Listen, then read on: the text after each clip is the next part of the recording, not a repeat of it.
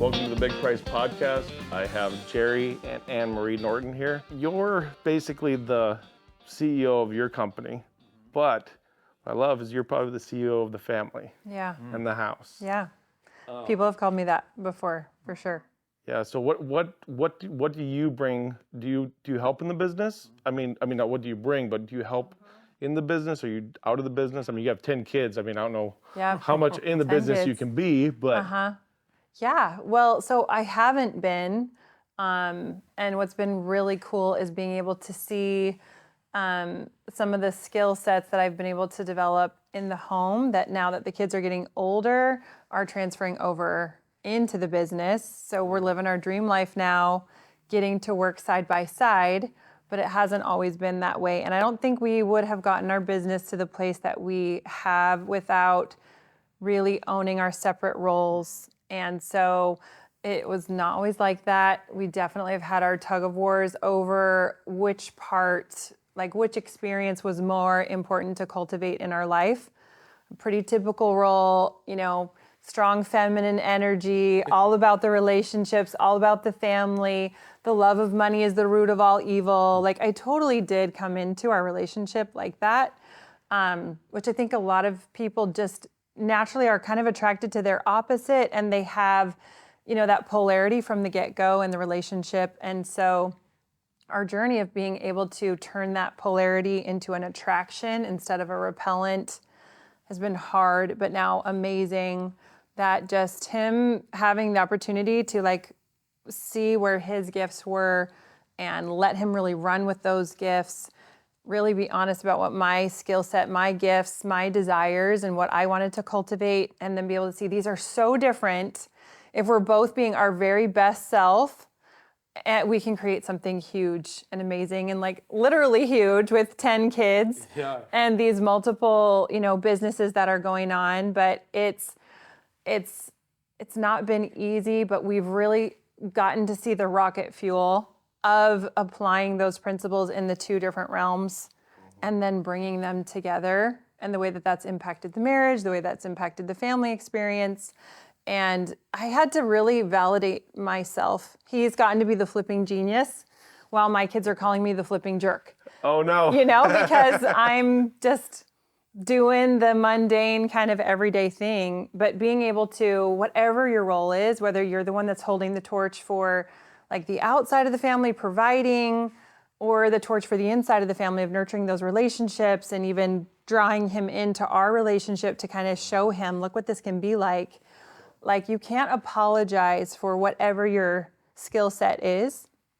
And so in my mind, I think it helped me to take away some of the world's views of where feminine energy is undermined, that I was able to hold on to that eventually, to be no, this is a superpower, and I need to be the boss of the house. I need to create SOPs. We need to have a team. And so we started hiring inside the home. We just really started to create these what other people would consider probably professional systems to make time for our marriage. You have to. I can't imagine. I mean, my neighbor had 19 kids. Ooh. So they had a newborn and a 25-year-old. Yep. And they, pretty much everywhere in between, and missing a few years here and there. Yeah. And they were a dairy farmer, and we milked cows from them. But it was just they didn't have any time. That's why they had to hire out. They had to hire people for the dairy farmer, bring in people from overseas. And thank God they had a lovely marriage. And but that takes work. It takes cultivation, and it's very much what we found. This similar skill sets to create a team, an efficient business, to also be able to create an efficient home. And just like what, Jerry's talked about before, you have things fall apart in your business all the time, and you have to recreate, and we have that at home too. So some of the mindset, I think, I don't know, I'm talking a lot, you can say for yourself, but just acknowledging that that's a normal part of building a business. It's a normal part of building a family, and nothing's going wrong. You just, kind of try again. Yeah, I would say the challenge is, and the part that we've really been developing over the last few years, is really how to integrate that family, home, marriage with business. And what we see quite a bit of, and I'm going to be 47 this year, and most guys I meet my age that are entrepreneurs are on their second or third relationships. They've divorced and they've got maybe kids that they're not really close with. And so typically entrepreneurs, they put so much energy into the business, and you have to, because it takes work to grow a business. But what often happens is they neglect the family in that process. And we've certainly had our ups and downs, but what we've really learned how to do is merge the two together really well. We put a lot of effort into our relationship. We focus a lot. We do retreats, multiple times a year, and we make time for ourselves. We have a routine every morning where an hour before work and school starts, we leave our house, we go to the beach, and we go for a walk, and we just stare into each other's eyes and we connect. And because keeping that connection and that intimacy is doesn't just happen. It won't just happen after time. We've been married 25 years and we feel madly in love. And now we're building this amazing thing. So AnnMarie's involved more now in our investment company. So she's very high level there. She's also does a lot of design on some of our projects. And she's involved in our coaching with some of our students in the training business. That's super fun. So and still, mom and orchestrator of this home with all these kids. So, I think it's possible. A lot of people don't really see the vision of it, and hopefully you and I can be an example. It feels like we are somewhat to what it could look like and how to make it something truly amazing. Well, it's kind of crazy because, so just in this last week, I first interviewed Jamil. And we talked about his life and what he's been going through for the last year and the problems associated with that. And we actually talked a little bit off. I had Ivan on, and he's, in their marriage, a young marriage, and they're talking, but I mean, young but experienced, I should say. And they're talking, and they were telling me about how life should work and how, you can have both things. You can have business, you can have a good marriage, right? So it's kind of flipped. Like Jamil honestly scared me. I'm like, this is what I don't want to happen. Then he's talking about you can have it all. And then the next podcast have Pace on. He's got a few kids and his wife, and he's talking about like, oh man, like when I'm at home, I like to be with my wife. I like to be touching my wife. Like if we hang out, me and your girlfriend and us two, we hang out, just so you know, I'm gonna be kissing my wife, I'm gonna be touching my wife. That's how I am. And I'm like, wow, that's beautiful too. And now you guys here, bigger family, the biggest family.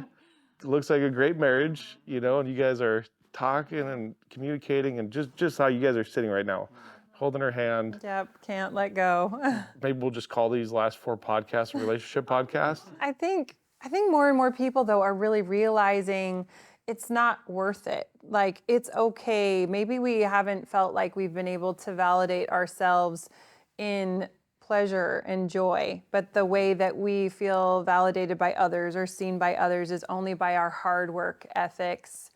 And maybe that's a little bit of a masculine thing that hopefully in the world, as we're like balancing and valuing both energies, that we've realized too that it is a normal thing for relationships to go through these stages of passion and then kind of pulling away, just like the moon goes through phases in pulling the waves a certain way. And there's seasons that are there for the context so that you can pull away a little to learn how to come back together. But I think people are starting to feel okay to not apologize for wanting passion, wanting joy, and where does that joy come from? Where does that passion come from? And you can be working yourself silly and you learn all the logistics and you watch all the Jerry Norton videos and you know all the things to do, but the money in the bank, and we got to that point where it's like, oh, we hit that goal and something still doesn't feel, because the goal was based in reinforcing an ego more than the goal was based in creating the experience that you want to create in your life. And so in our coaching program, I talk all the time about reverse engineering from your deathbed and regularly thinking, putting yourself in that position when I'm closing my eyes for the last time, what is really going to matter? What am I going to feel like I missed out on? And I think most of us, when we think about the most joyful, amazing experiences that we've had, they have something to do with relationship. And they might even have to do with an epic deal that you did that was such a win-win, that was for good. And you've talked about your motivation in life to just be a good person. and do things for goodness sake. And those are the kinds of people that we do podcasts with, or that we interact with also, because we understand that's what's satiating. That's how you sleep with yourself at night, let alone, a significant other. And so being able to have more of a voice out there of doing things for good, it's okay to be ecstatic and excited and infatuated still about your spouse. Everything doesn't have to be nose to the grindstone. I am an entrepreneur, so I never go on vacation. I never sleep. I never. Work weekends. Like, there's a time for grind, and like you have to figure out when those right priorities are. But even just a few minutes where you're really cultivating, feeling the feelings of what are you doing all this for? And I think for most of us, a lot of that is around relationship. And I love that this dialogue is coming out more and more because it gives permission for people to reduce suffering. It's not all about that. Yeah. And like, I believe like the culture we have today is so misguided. Like, and I really believe, like, I have a little bit of a theory behind it, and I really believe in this, but I think we have social media that's came out, and basically it came out, 2006 era, when I was still in high school. Like, I would have been pretty young. I would have been a freshman in high school when YouTube came onto the scene. So we had that generation of girls and men in their youngest years participating, being the voice, building the biggest following, having people follow them. Now they're in their 25s, 30s, and they're still trying to figure life out, right? And they're getting the biggest following. They get the most viewers, and they're saying, well, this is what I believe, but they actually have no experience. I've noticed that too. Right? Youth is wasted on the young sometimes. Exactly, but everybody's following. So the culture has been derived around this belief of we're following them because they have lots of viewers. Yeah. Right? Not It's because they have validation-based. values. Right. So we'll adopt their values because they don't know what they're watching. But now I feel like we're in a turning point, because now we're finally getting to the point where now they're getting into marriages. Now they're getting their values. They're setting, we're talking, and there's more. There's more. Like, it's an older generation that's setting the values for the culture now. And I really think, and I really have a optimistic view on it, and a lot of people don't, but I really believe that in the next 10, 20 years, you're gonna see a culture shift again. It's all gonna be about the family. It's gonna be about the home. You guys are doing some really incredible stuff with your couples retreat. I don't know if you saw that happening, or if you're positioning yourself, or if it's just a need that you think you want to give, and but I think you're positioning yourself very well in that. And that, I think it's gonna be a big industry in the next 10, 20 years. Industry or not, it is just something that we're passionate about, to contribute to people being honestly aware of what kind of experience they want. And sometimes people don't know what they want.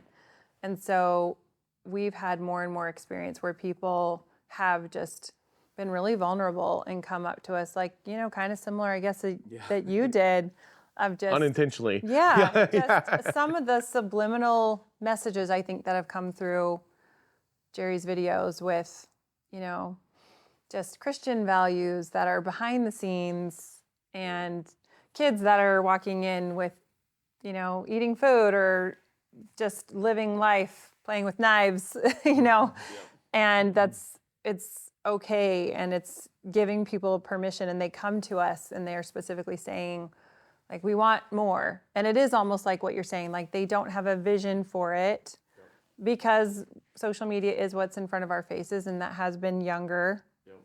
That's been influencing that. But I think the world is recognizing that that's not really satiating. And you have so much instant gratification from these devices that are really new. And people are starting to realize, even though I'm constantly entertained, I'm like not happy. And I also feel like it's developmental and has happened in every age since the beginning of time. Waves. Yep. Well, and it's the shiny object syndrome, where you look to these outside circumstances to make you happy instead of doing the self-work to cultivate your character. And that's where true satiation comes. Like integrity, doing deals for goodness sake, not just for the bottom line. That feels really good. So have you thought about, you said you want generational. I come from a ranch, right? And I see a lot of generational problems happen where people put in good intentions into creating inheritance and trying to figure that out, and then you can't sell it. Everybody gets to use it, and it creates problems down the line. We have some unconventional views on this, and we've sat down with our kids and we've told them all, you're not getting any of mom and dad's money. We're not giving you any of it. Good. Right Good, now, yeah. And the reason why is because we've seen too many people where the kids just coast until they get the inheritance and they don't go make their own life. And we want our kids to make their own life. Yep. Go make your own life. So they It's have no satiating. disillusions that they're going to get anything. Well, we want them to feel like we want to cultivate experiences with them. So we are projecting and, acquiring like a property that will, figure out how that can stay in the family in an intentional way. But for the everyday, I've spent a lot of time studying human development, best recipes for the best growth and the most satiated, connected relationships. And we don't want to insult our children that they are so incapable of creating an amazing life that we have to do it for them. We want them to feel like they are satiated in their growth, satiated in their efforts, the way that we've gotten to. And by the sweat of our brow, that we have been able to feel the feelings of creating our individual experience versus them not getting that opportunity. So in some ways, we feel like that would be taking an opportunity away from them or slapping them in the face. But that being said, we have a bunch of different strategies for what we can do to pass on a family legacy of learning. Jerry's working on some really fun content right now with our 3 oldest boys. Awesome. To be able to give them the tools, teach them to fish, and kind of create generational wealth in the way of really developing a way of being that can get passed on for generations. I mean, the best inheritance we could give our kids is knowledge, not assets. Because the assets, they'll just squander. And values. And values. Right. Yeah, That's exactly what we're talking about. Like the value to work hard, the value that you don't give up, that you just keep learning, you just keep trying, you work on your risk management skills. Now, is there a way for your kids to get into your business if they want to, and then possibly get some sort of inheritance with the business if they want to work it? Yeah, but it's just not going to be a handout. It's just not, hey, mom and dad are gone now and you get all this money and you didn't have to work for it or earn it. That would be detrimental to their progress. Like AnnMarie said, if we tell our kids, hey, look, you're going to inherit everything we have, and you don't have to worry about it. That's like saying to your kid, I don't have any confidence that you can go make an amazing life. So you need mommy and daddy to make sure you're taken care of. That resentment will build up. Like that will come out in their desire to come home and be around us or have the extended family all get together when deep down they're being around us and feeling like mom and dad have to take care of me even though I'm an adult. I mean, that's the 40-year-old on payroll that does nothing. Exactly. Right? And that's how you see that on a lot of wealthy families. And we don't want to create that because honestly, we came from nothing and we've built up what we have. And the real value in that is what we've learned along the way.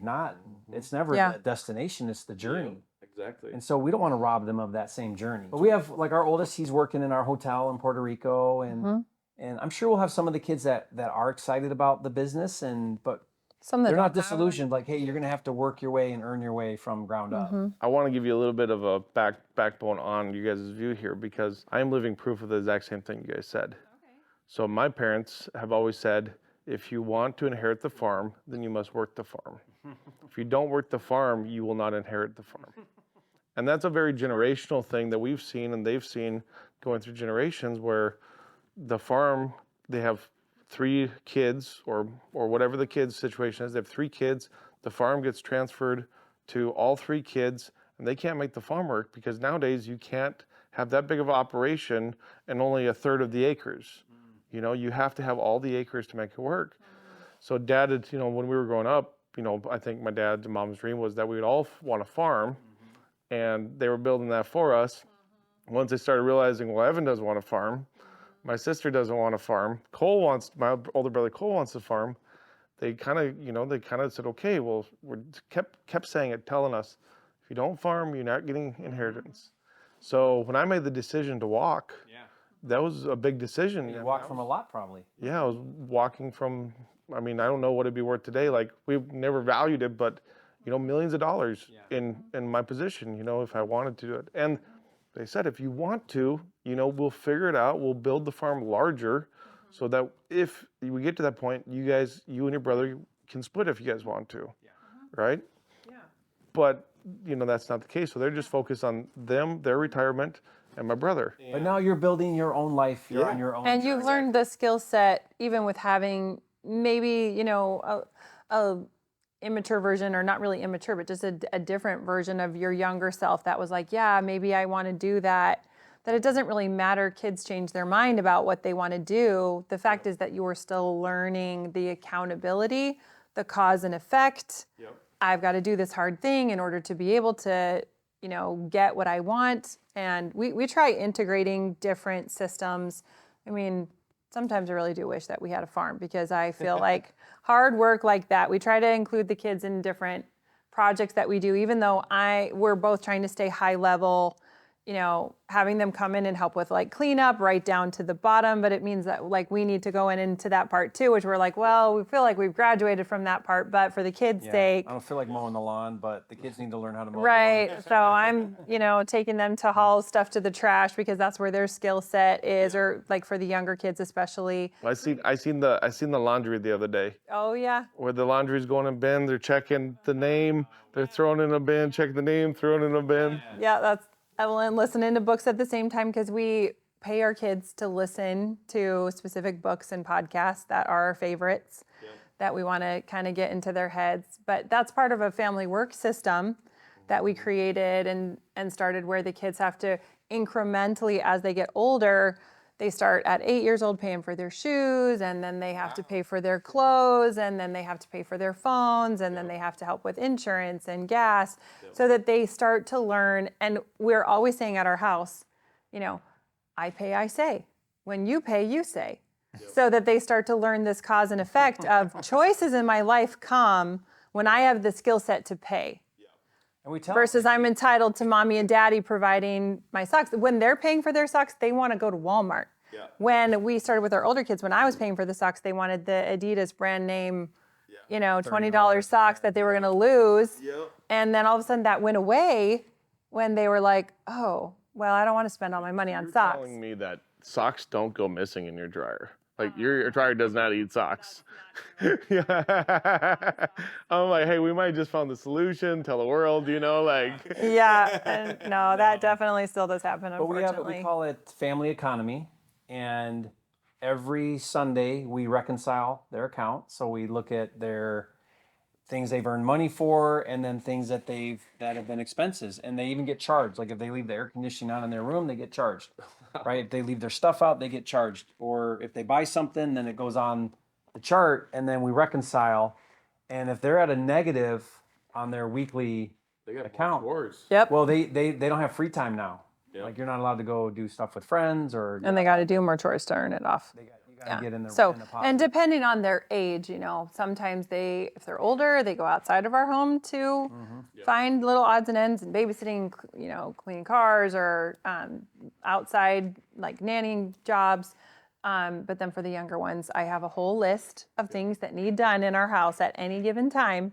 And they go to that list, and they'll actually bid on the list. When you need the grass mowed, you just go make sure you turn on an air conditioner in one of the rooms. Right, yeah, it has been said that he rigs the system. I tease the kids because, like, if they get too much money in their account, I'm like, I got to find some things to charge you.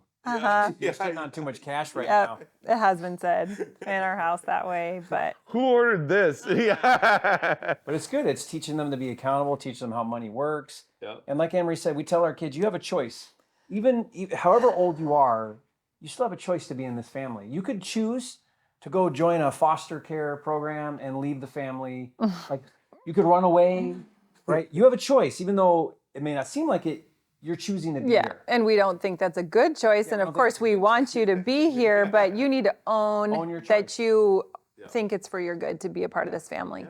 And how do you contribute in any place that you're at? How are you choosing where you are? Because you are there. Well, I think that was the most important thing for me, is me walking away was a choice. And I knew at that time, hey, I'm walking away from, I don't know what $3 million, right? So if I'm going to walk away from it, I better be willing to make it. And I got to figure out a way to make it. And own the choice. And own the You can't choice. go blaming your parents now. Yep, later. exactly. I can't come back. resentment. I can't come back at the end and be, oh, actually, hey, you guys, actually, last day, I actually want this. Yeah. It's gone and passed. It's a closed opportunity. But that's given me the drive. That's given me, okay, well, I walked away from it, so now I got to go build a company. I got to go figure stuff out. I got to go work. I worked as an employee for, from basically right out of college. I actually dropped out of college. Didn't like what I was at. I've seen everybody that was bigger, successful. They didn't have college degrees. Why would I need a college degree? If they can do it, I can do it. Right? And Dad always told us, you guys have everything. Like your work ethic, you can go work at any company you want and be the manager of that company in a year. It'll take more. He didn't do that, but that's what he was telling us, right? You're going to have to work for it, but you'll pass everybody. Nobody has your work ethic. We tell our kids, look, when you become an adult, you have to leave the home. And so you need to acquire skills right now, because once you become an adult, it's not for your good anymore to stay at home. You need to go out into the world and make your own way, make your own life. That's the only way you can grow and develop. And I built my life, and this isn't a podcast about me, but I built my life very intentionally. When I was working in the oil field, I saw marriages that would fall apart. Like 10% of them were great, right? 90% of them were failing terribly. And there was another 10% of them that was just court battles. And I'm like, man, oh man, like this is hard to do on the road, but this is great money, right? Right now I need to be focused on building my future for eventual wife, for eventual kids. While I traveled throughout, all the way up until I was 30, I was like, all right, now I got it. Now I'm gonna go build my company. And I took my nest egg and I completely dumped everything into the company. I sold my trailer, sold my boat, sold everything that I built up over the years. I got to a point in my business where I was like, I don't have anything left. I just 30 years for nothing. Like I should have saved more, but it ended up working out. Thank God it worked out. And I really mean that. Thank God it worked out. Yeah. Right. And now I'm like, I have this girlfriend I met. She's traditional values. I was texting a buddy that I'm in that I know from WealthCon and Ryan's ecosystem, and he goes, man, you guys were so great together. He goes, I decided I'm gonna date a Latina girl. And I was like, okay. I was like, well, if you decide you really like her, buckle up. Because it's a different culture, right? And her friend had told me that when we first started dating. He goes, if you really like her, buckle up, because this will be a ride. And I mean, nothing against Monica, but like it has been so fun just in the last 3 months we've been together. But I've been preparing for that my entire life. Yeah. And I thought for a while there, like I was like, I might have screwed up. I might have should have been looking earlier in my 20s, got somebody that wasn't married, didn't have kids. And Monica's, she's been married before early in life, but she doesn't have kids. She has a good mind. She has values, and that's what I was really looking for. And a good set of values. So I'm really happy that I've designed, at least I feel like I've designed my life in a way. Like that's why I wanted you to be on the podcast, because I was like, I don't want to screw this up now. I've almost screwed it up a couple times, Yeah, no, but you can see evidence of, and this is the big thing that took us a while to be able to see this pattern, but where you're taking the skill sets that you're talking to us about, that you have been developing yourself. And this is our big thing, that you have to develop an honest sense of self before you can share it with somebody else. And it just doesn't work if you have two people that are, just needy and pulling from each other, versus a very strong, character that is anchored in security around your attributes because they're honest and good. And for sure, that's what we tell our kids is the best way for them to prepare themselves for an intimate relationship. But what you see in the real estate realm is that those are all the same skill sets that you need to develop to be successful and satiated. You can be a jerk and selfish and rip people off and have your goals in real estate, but to be satiated and successful, those skill sets, in our opinion, transfer over into a relationship being able to be amazing. And not that it doesn't have its hard thing, just like you, no matter how long you're investing, we've been in this realm for 20 years and we still have deals that go up and down. And that's true in our marriage as well. But you learn the same skill set, they transfer. And so when people are only applying those skill sets, and we've talked about, ROI as in return on intimacy instead of a return on investment. Okay. And the way that that puts rocket fuel when you really do transfer those skill sets. And you see these people cultivating and putting so much into their businesses and they know how to do it, but they just haven't been able to see yet how transferable it is. Or it seems in their mind too overwhelming to just be smarter or more efficient. Yeah. We went to Disney yesterday, but don't be disillusioned. We were also working our butts off. The high level business discussions, it's like the visionary realm of what we're trying to create with our family, what we're trying to create with our businesses. We were making notes, like we were working our butts off in between screaming our heads off on a ride and like flirty and kisses and eating lots of food. And people don't recognize how you can do both at the same time because you get so much validation almost from like being the martyr, and there is hard work that needs to be done, like we still did, but there's a way to find out how to do it that is for goodness and brings and has pleasure and joy intertwined in it. And we have not always seen that. And I've been like resentful and pulled away and pulled him from, I told him that YouTube was the stupidest idea. I was not supportive of him doing YouTube. There's that out to the world. So not all of my ideas, are the vision that he saw for his own life. And that's where belonging to his own self, to be able to hold on to, I still love you and I disagree with you and I'm doing this anyway. And today is a day where I really get to see some of that vision that I didn't see before. And I'm so glad that he held on to that. But, I wasn't supportive of that. And he still had to do what his heart told him was for the greatest good. And there've been other things like that I've had to do too. And so, that's just that discipline that is a character attribute. I think that it can bless everything. I'm going through the kind of same thing with my girlfriend right now. I'm like, hey, we're going to go do this. We're going to spend, I'm going to spend $11,000 on that. And she's like, hold on, pump the brakes. Like, I have some questions. I'm not trying to stop you. I just want to try to understand. We'll talk about it. And she's like, I still don't understand, but she's like, I'm not trying to stop you either. It's hard to understand and it's hard to trust too. As I took on the okay, I'm just going to fully immerse myself in this role. I'm going to trust that you're doing your best also in this role. And he's having to trust there's probably some mistakes she's making over here. There's, some skill sets that he had that I wasn't bringing very much to that realm. And then there were some of my skill sets that were not coming to his realm, especially when we were in more of the tug of war place. But it's also just so much going on that you also have to be able to see the value in the imperfection that we're working on different things because of our different skill sets, not that one is better or worse than. And because we're really fully allowing each other to go so deeply in that, it's trust. And that's a hard thing to do. And some of these conversations about equality in everything in marriage, it doesn't make sense to me. I'm thinking of I had a family member that was all about equality, and she was trying to change a diaper.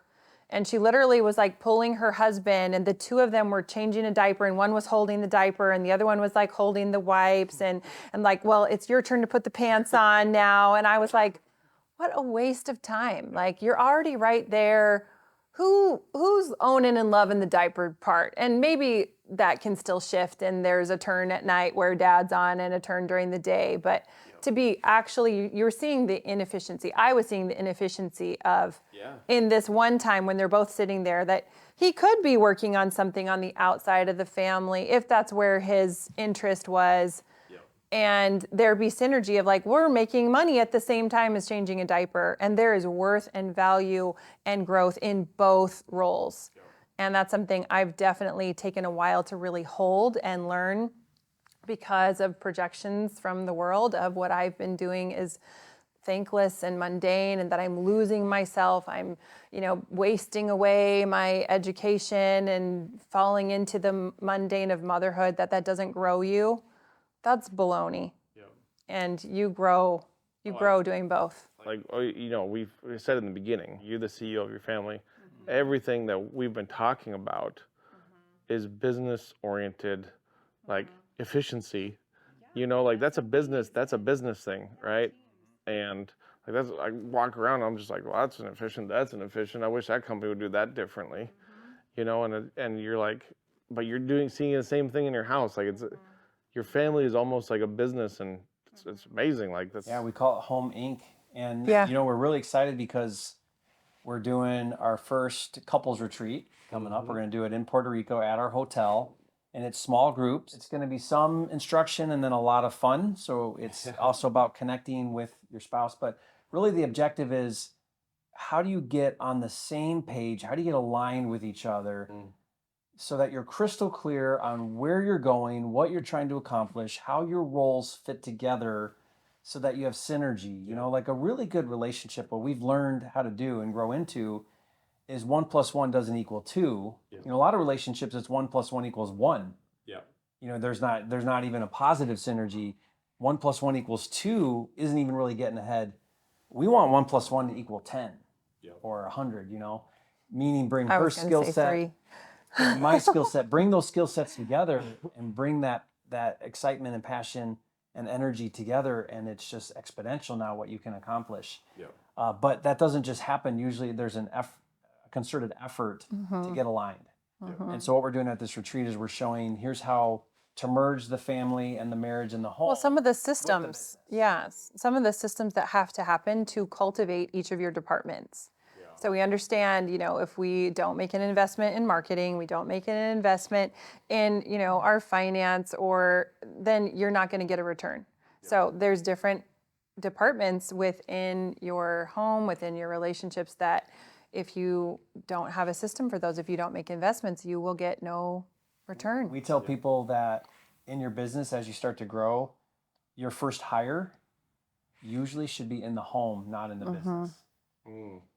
Because that hire in the home can help you organize and align some of those home responsibilities that will then allow you to be your best self. Just like really focus bring too. more of yourself to the business. Especially as things get more complex, and you'll see that, like, as you have, there's especially with kids, the business part and your relationships within the business and the teams that you're managing and that culture, but then you bring in the culture of a spouse, and then you bring the culture of kids and different age kids and your kids' dynamics and their classes and their things that are going on, that you really do have to be able to, just come to peace with the normalcy of how complex it all is. It's normal, but not something that is ignorable, because it will distract you, and it will create so much dis-ease in the way that you're functioning in all the other areas that you underfunction.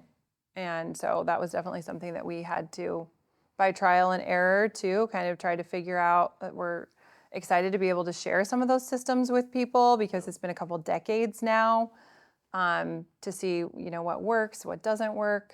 So it's fun. Yeah. We're excited. Well, if you're a married couple and you want to go marriage only, right? Marriage preferred. We do have some singles that are coming, though. that are Some just people really- that are single. They're at maybe your stage where they're like, I want to get this right. And ideally entrepreneurs, right? So it's really tailored toward entrepreneurs. Yes, for and sure. couples. It's not just marriage counseling. It's No. It's business too, because the point is merging those two, and it's very challenging because businesses are 24/7. Even when you're not at work, it's constantly in your mind. And, so being able to, You want to cultivate those things for your business too, not just your relationship. We're just trying to get this message out there, and we're playing with different things to see the best way to do that, and just give people permission to work their business and not have so much guilt when they're working their family at the same time, and really look at a balanced life especially using real estate as a tool to create a balanced life, not doing real estate and then pushing your family and every other experience you want into real estate. But it's just a very different perspective in our opinion, and we want to shout it out from the rooftops because we feel like we've kind of hit a gold mine with these different experiences that we get to have and connection that we get to feel, and we're trying to keep it under 15, so like super intimate. Yeah, well, because it is an emotional experience, but it's hopefully also empowering people to feel their feelings, to recognize the role that their emotions have in what kind of experiences they have the capacity to handle. Intimacy takes a lot of capacity to manage vulnerability, to manage your sense of self in the face of possible rejection. You cannot be a wimp to go into a relationship. And so to really talk about that and help people draw out where their vulnerabilities are so that they can acknowledge them. Like it is a sensitive, it's a hard thing to do, but if you do it, like people say they want to be intimate, but the price for it is really high. Most people don't. Most people don't. Yeah. It's worth it, but it's really hard. Yep. And it's meant to be that way because then when you do something really hard, the opposite side of it is like, oh my gosh, that's where the passion is because I was willing to take the risk. Yep. And when you take the risk in real estate, that's where your sweet spot is too. Yeah. So. Well, I think we'll end on that. If you take the risk in real estate, that's where the sweet spot is. Yeah. So awesome. Thanks for coming on, guys. And if you ever need anything from me, I'm a resource. Oh, you are. We believe that. Yeah, this has been super fun. Yeah, we appreciate you. Thank you. Yeah.